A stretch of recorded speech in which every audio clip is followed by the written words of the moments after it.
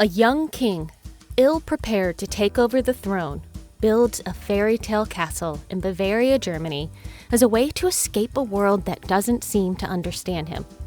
After being removed from the throne for madness, his body is mysteriously found in a lake, and his fairy tale castle construction would never be fully realized. Who was Ludwig II, and why has history remembered him for so many years as Mad King Ludwig?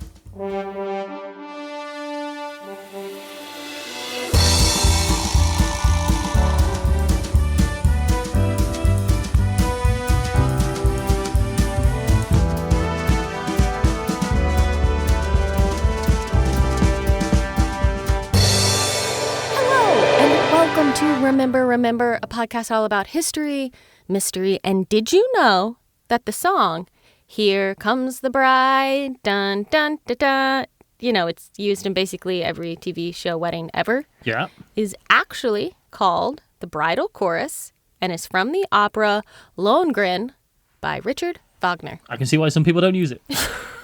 Yeah, actually, something that I learned was the particular kind of Lutheran church I grew up in. When my sister got married, they were like, oh, you can't use that song because it's from this opera that celebrates pagan things, so we don't use that song in our church. Oh, I thought it was because the Nazis loved Wagner.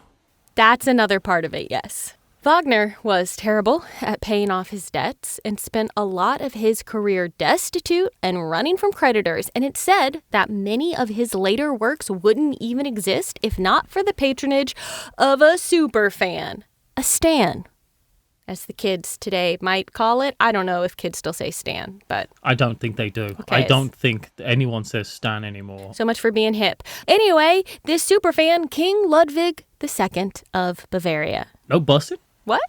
Straight up, no cap? Oh, no. I don't know what any of the... Bet. That's the only word I know. On life? Did you just Google, things Gen Z says? Are you looking at a... I'm also not sure Gen Z says any of these things. Should I start vaping? Oh, no. Anyway, of course, this episode is actually about... Oh, no. Yo, it's prime flavored. Just gonna drink my addiction coffee. Smoke a cigarette like a normal person. No, don't smoke cigarettes. They're bad for you and gross. But they're honest. This episode is, of course, actually about Ludwig II of Bavaria. But it's also sort of about Wagner. Or at least it's about a lot of Wagner's work because Ludwig was a total nerd, stan, for Wagner's operas. And the way he expressed that devotion is part of what led to him being declared insane and unfit to rule. He was like an otaku, which is Japanese for stan. Oh, there you go. Kind of. It means nerd, super nerd, basically. He was at Ludwig, I think we're going to discover, was just a big ol' nerd. It's really tempting to try and make this episode a straight-up biography of Ludwig, but I'm trying really hard to not do that, just so you know. Do you believe me? You've got a look on your face. I believe that you are capable of believing that you're not going to do that. I'm trying to not do it. But I do want to look at the things he did that made people think he was mad and try to understand if those people were right. Or if maybe he was just a proto-Walt Disney wanting to bring his fantastical imagination to life. He grew up, it seems, with mostly absent parents. Well, his mom always on a hike? Yeah. That's where we get the phrase, take a hike from. I don't think that's true, but perhaps. Anyway, his father was busy being king and did not understand his oldest son. When asked why he didn't spend more time with his heir, he is quoted as saying, "You try and spend time with him! God!" Yeah, basically. It says, what would I say to him? After all, my son takes no interest in what other people tell him. So basically what you said. Yeah, I've heard that myself, I feel like, parts of my life. And his mother, as Matthew here said, loved hiking and the outdoors, and she spent as much of her time doing those activities as she possibly could. They spent a lot of Ludwig's childhood at Hohenschwangau, which was a castle Ludwig's father had built near Füssen, Germany. The walls of the castle are painted with scenes from German stories and fairy tales, most notably the story of Lohengrin, the Knight of Swans. And here, joining me, my own knight of swans, my knight of penguins, is his favorite bird, my co-host, Matthew Jude. I always meant to put the introduction here this late into the episode. You've already said my name once, so it's weird that you're doing it now, but I appreciate your willingness to believe in the fantastic. Hello, I'm Matthew, and this is Paula, who is some German joke. Frau Idiot. Frau Idiot? Moving on. I did forget to put our intro into the episode. It's fine. Yes, you did. Back to Ludwig. Hello, I'm Ludwig. I'm here in the rain. It's still raining. You said that like he was on the scene. Now back to you. It's still snowing.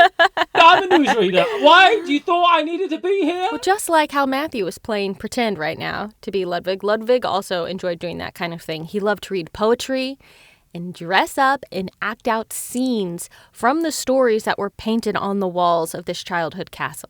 He would stage his own versions of Wagner's opera, which dealt with these same fairy tales and legends. Did you do this? I 100% did this as a kid, Matthew. I acted out just about every movie I ever watched. Like, I would act it out while the movie was happening. And even after the movie, I'd be like, we're going to play The Little Mermaid, and we're going to act out all of the scenes from the movie The Little Mermaid. I don't think I did that, but I certainly could imagine you doing that. This is something we talked about in last week's episode about H.P. Lovecraft, where it's like, he called himself this, and he read these Strange things. genius. And you could tell from the moment he was a child that he was gonna be mad. He made up his own language. It's like, we all did that. You're a twin. You definitely had your own made-up language. Me and my brother could communicate in a form of grunts. That's a fact. Can you still? We would try to have whole conversations where neither of us actually said anything. I don't know if we still can. We don't see each other very often anymore.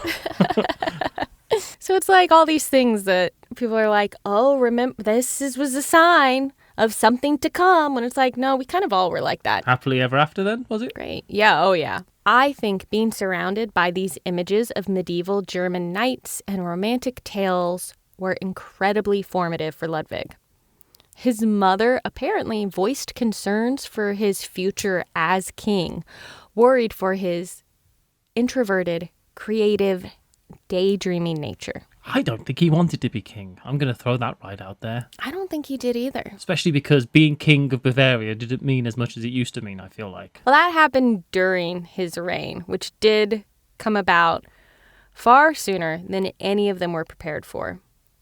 When Ludwig was only 18, his father got sick and unexpectedly died. He ate a bad swan, if I'm correct. Just food poisoning from that undercooked swan. Which is why Ludwig revered the swans to his dying day. They did the deed. They killed his father, made him king. He owed a debt of pilgrimage to the swans. Ludwig wrote about this day in his diary.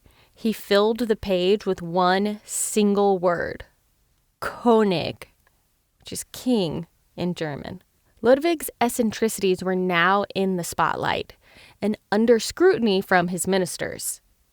He didn't like large crowds of people or having the attention placed on him. So he rarely attended state functions. He avoided going to Munich to deal with actual issues of government.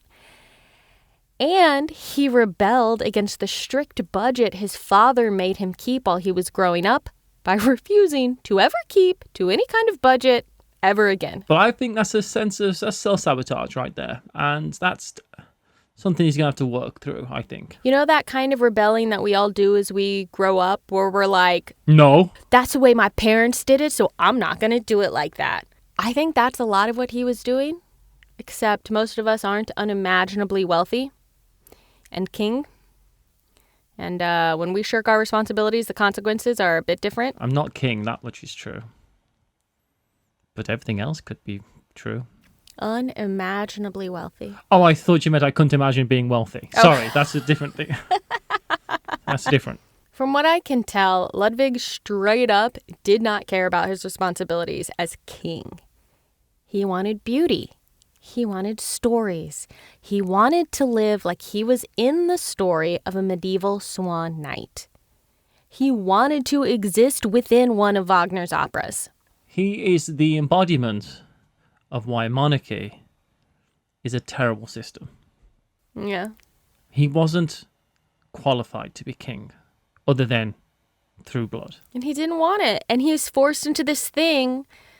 Say what you want about being a peasant or whatever, but like at least you have some semblance of choice. I have honestly some sympathy for him.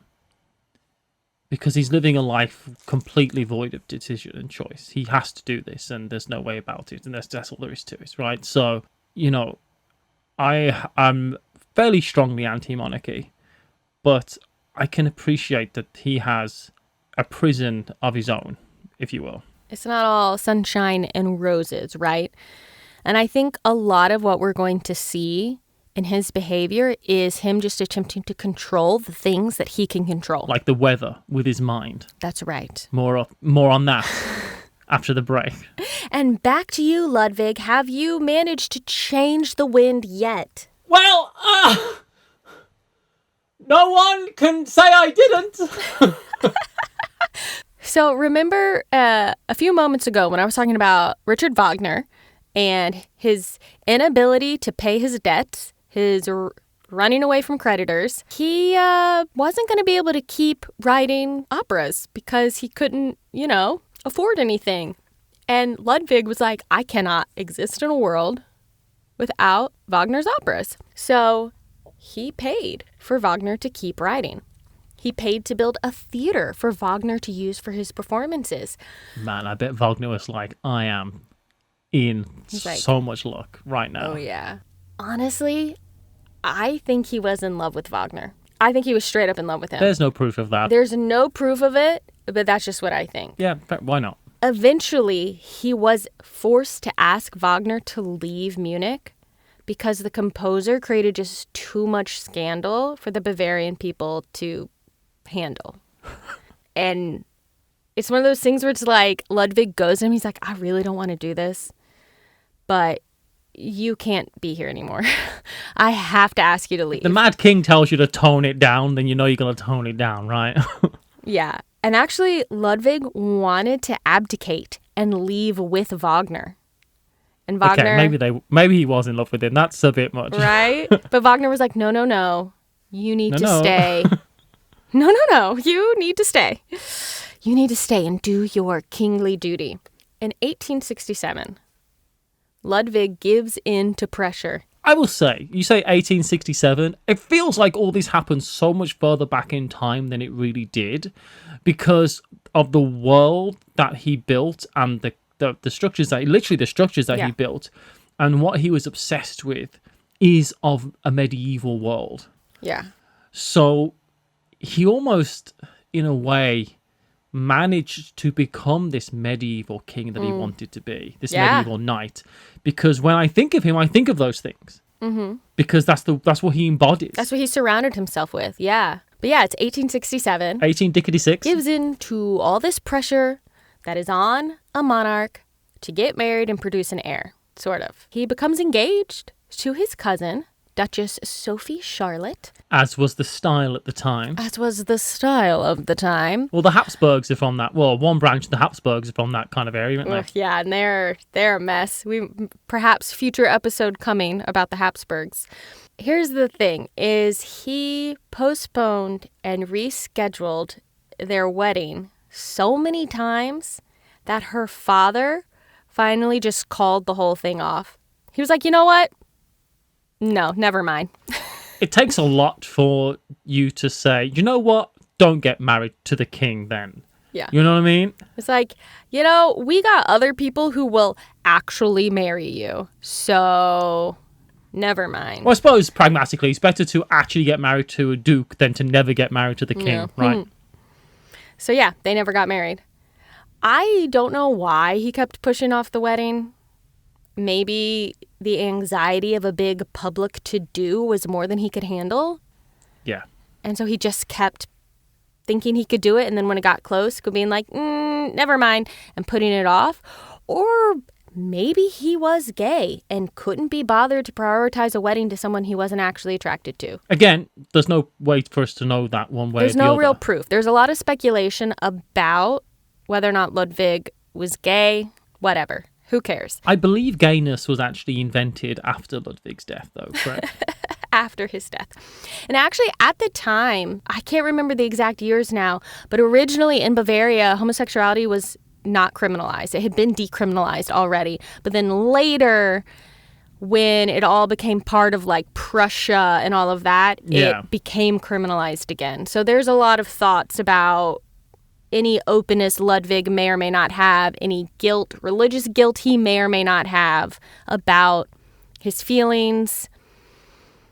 Either way, this kind of behavior of saying he's going to do something and then putting it off, and then saying he's going to do it and then putting it off, did inspire a lot of confidence in him from his ministers, and doesn't come across as exactly kingly, stable, like someone who can rule. Whether they ever felt sexy about each other, it does seem to me, in my historian in loose quotes, opinion, it seems to me that his relationship with Sophie, it seemed really cute and caring.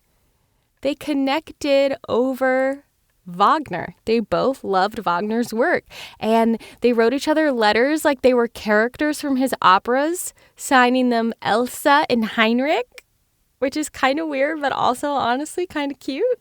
I like that. Maybe it was more so that he just couldn't face a royal wedding. Yeah. Because he was cripplingly shy and introverted. Right? There is a letter that he wrote to her where he says, like, your cruel father has separated us forever, you know? And I think if nothing else, he cared about her as a friend, and probably, I don't know, maybe he wanted to get married and just somehow couldn't do it. We don't know. After this, though, Ludwig really begins to withdraw from his kingly responsibilities, and he began to retreat more into his fantasy creations. And honestly, why not? In 1870, Bavaria lost its status as an independent kingdom, and though it maintained a lot of privileges that other parts of the German Empire didn't, Ludwig really was kind of just a figurehead without a lot of control, which is something you alluded to earlier, Matthew. Yeah, he kind of became king of nothing. I mean, they maintained their own independent army, and they had other things that other parts of the empire didn't have, but they were part of the German Empire. There was a Kaiser. He signed over, like, yes, Emperor of Germany, great, cool. That must have sucked as well, because you'd feel like a failure in some regard, wouldn't you? Or also to be like, not only did I not want this life, now what's the point at all? Like, now I'm just a figurehead? Like, okay. Which is the last thing he wants to be, is looked at as anything, you know? Yeah, exactly. But here's something he could control. The creation of the world he wished he lived in. I wish you had said the weather. That would have just been so good. I'd have been like, I knew it. He could control time. And that is why I've brought him here today to be part of this interview. He is Jay-Z. So he begins construction on multiple castles, two of which were inspired by his namesake, King Louis the 16th of France. He made one that looked like Versailles, right? Yeah. And one of the castles inspired by those stories of medieval German knights and Wagner. His intense devotion to these projects really are what began to spell the end of Ludwig. Remember that budget I said he refused to ever follow again once he was king? That got worse and worse as he built more and more. But it's my understanding that he prioritized what needed to be prioritized and then spent everything else that he had on the castles. So he still budgeted for things that needed to be budgeted for the people of Bavaria. Yes, people say he bankrupted the Bavarian treasury, and that is not true. So he was given an allowance from Otto of Bismarck. A slush fund, that's what they call it, right? Yeah, a slush fund, exactly. And first, he paid for the government and the things that needed to be paid for. Government money went to government things. But he bankrupted his family. His personal money is what he used for his building projects. And when that ran out, he began to take out foreign loans. Yes. And that is something his ministers did not like. Because now... Well, that means that he isn't necessarily the master of his own destiny, right? That Right. kind of puts him in a weakened state to foreign powers, right? Which means that they could possibly influence him. Well, they have the right to seize his assets. Foreign powers have the right now to seize his assets, right? Like, Which it's is not insanity, really, because he's a king. You wouldn't think that's possible, but he's kind of like allowed himself into that situation, Yeah. which is bad for Germany, right? Yeah. And his ministers of his cabinet are like, hey, can you cut back on your building projects? And he said, quote, I can't. Building is my only joy in life. So he's like, no. It's like me in Stardew Valley. Hey, Matthew. Hey, Paula. Is it mad to want to live on the set of your favorite movie or TV show? Or is it just Yes. fun? No, the first. It's insane.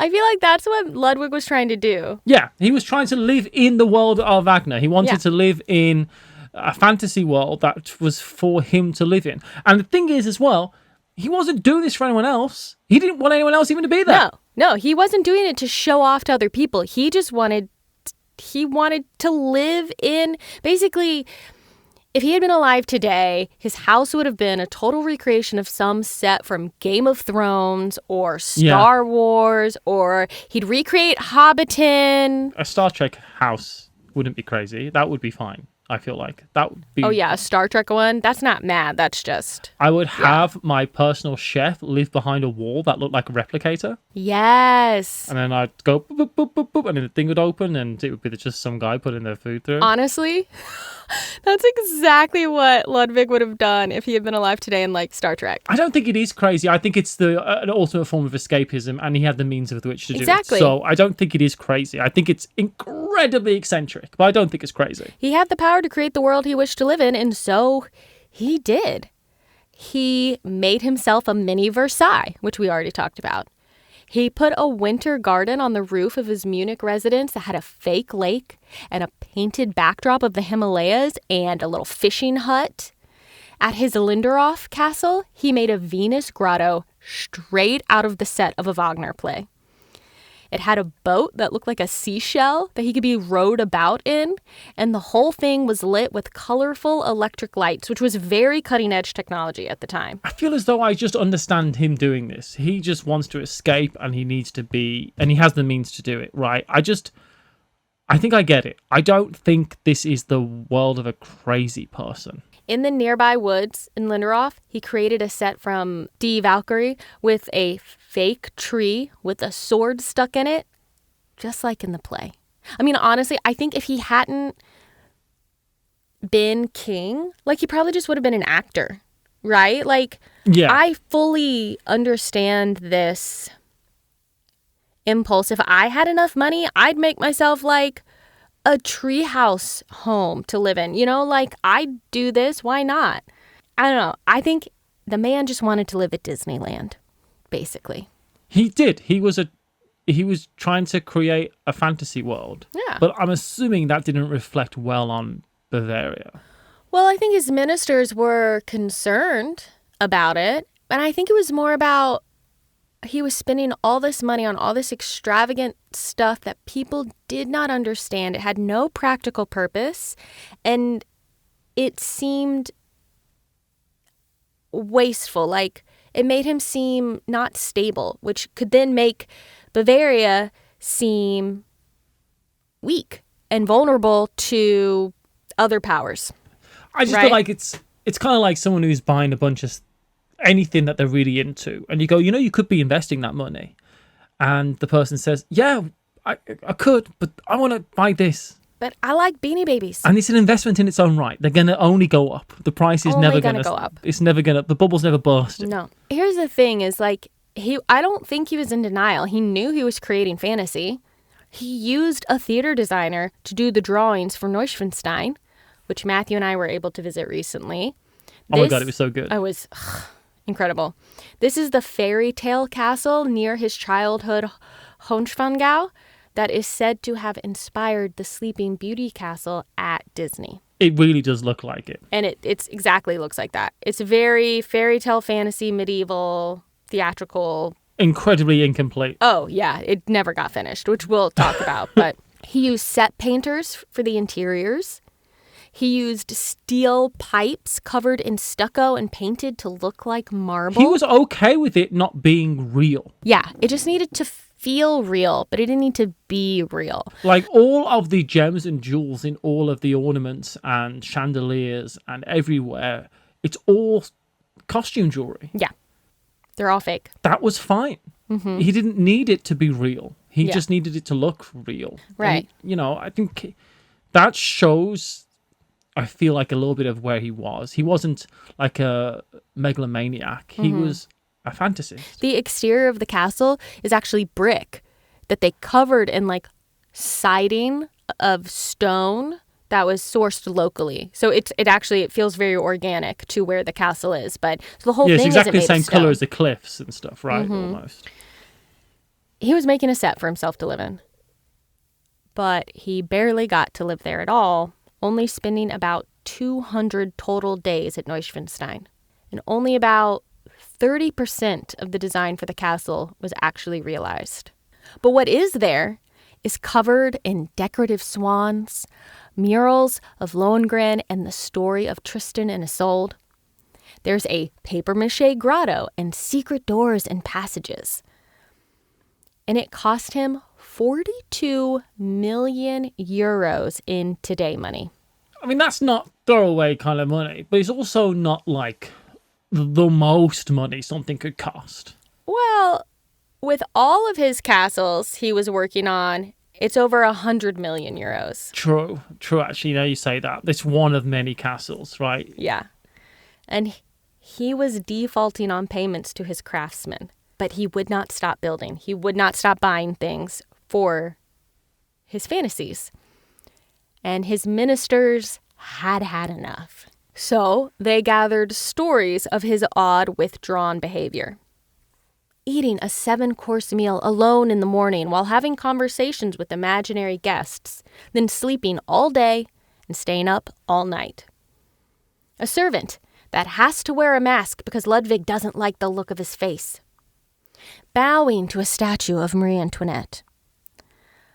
Armed with stories like these.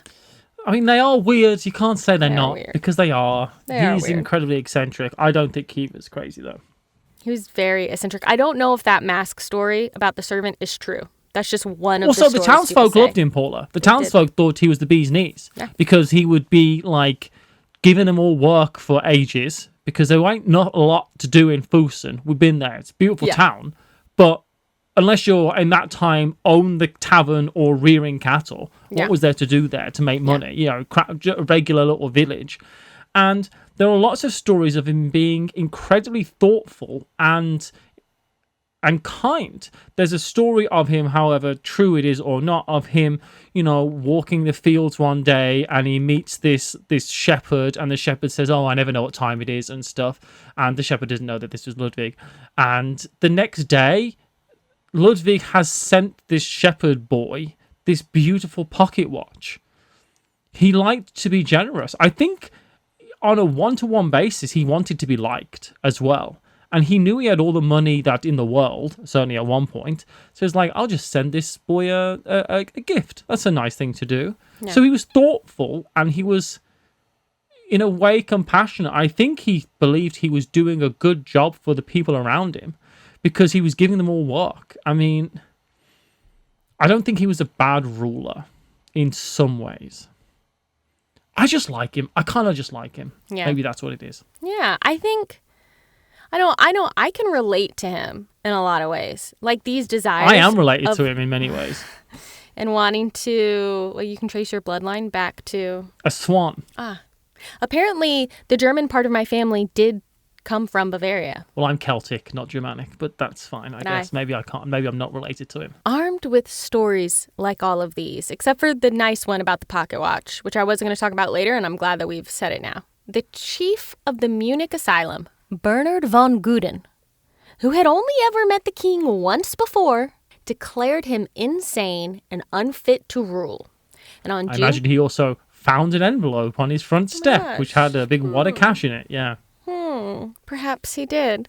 On June 10th, 1886, authorities showed up at the castle Neuschwanstein to remove Ludwig from the throne. Figuratively, the throne was actually never put in the throne room. It didn't get finished in time for the, but you know what I mean, figuratively. It had a cool bed, though. You could see the stars underneath it. It was cool. really nice. And it's actually in that bedchamber 2 days later that the Dr. von Guden makes the official statement and removes Ludwig from that throne. Ludwig reportedly responded by saying, "You haven't seen me for 12 years. How can you declare me insane? You're destroying a man's life. Shame on you." Now, personally, I don't think that Ludwig cared all that much about not being king anymore. I think he was more upset about being told he'd have to live his life in an asylum, because his younger brother Otto had been declared insane. And people now think that Otto is probably a paranoid schizophrenic. And I think Ludwig was very upset by the idea of ending up living like how he saw his brother had to live. Yeah. So he is taken to Berg Castle to be held in custody. He goes for an evening walk around Lake Starnberg with Dr. von Guden, who tells the servants not to accompany them. When they don't return a few hours later, people begin searching for them, and their bodies are discovered in the lake.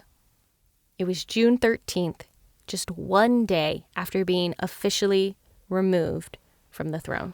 What happened then? So he was with that doctor that told him that he was off the throne?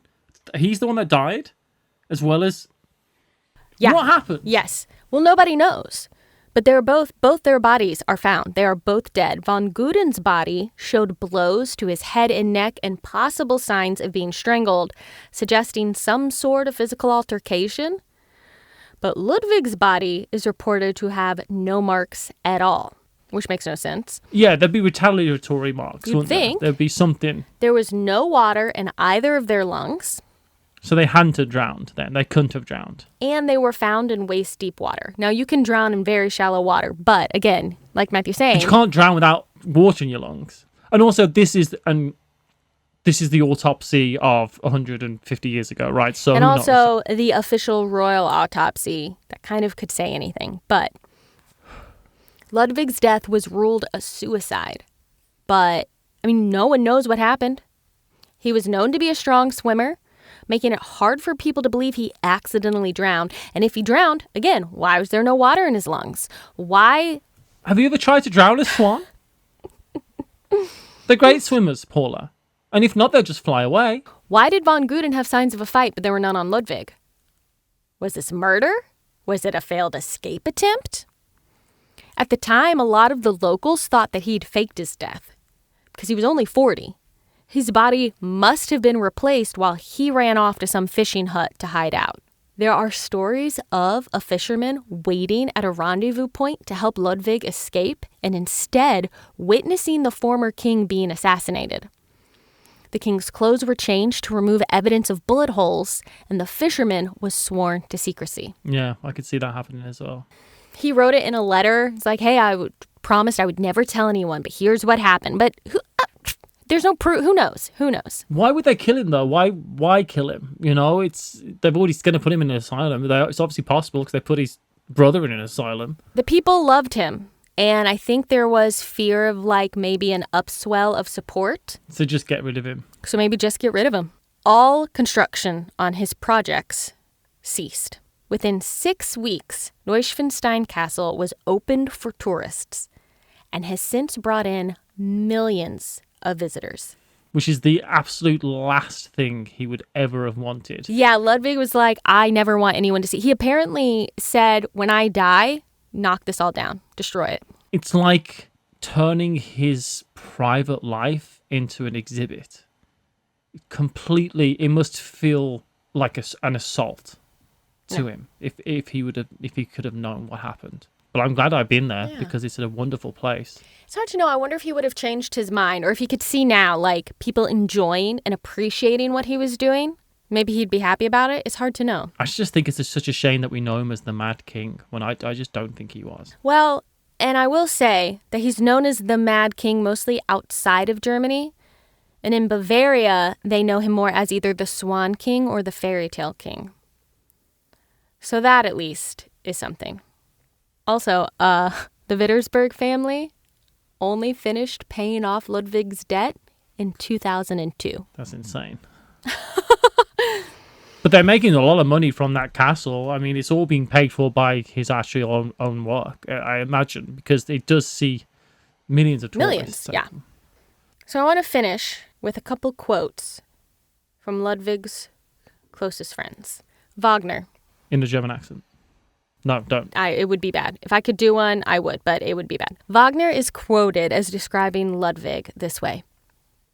Alas, he is so handsome and wise, soulful and lovely, that I fear that his life must melt away in this vulgar world like a fleeting dream of the gods. Empress Elizabeth of Austria, one of Ludwig's closest friends, is quoted saying, "The king was not mad. He was just an eccentric living in a world of dreams. They might have treated him more gently, and thus perhaps spared him so terrible an end." And one final quote from Ludwig himself. "I wish to remain an eternal enigma to myself and to others." And I think he has. Yeah, I think he managed to do the last one. Yeah. Thank you so much, Paula, for doing the research in this episode. And she made me go to Germany. That's what we did.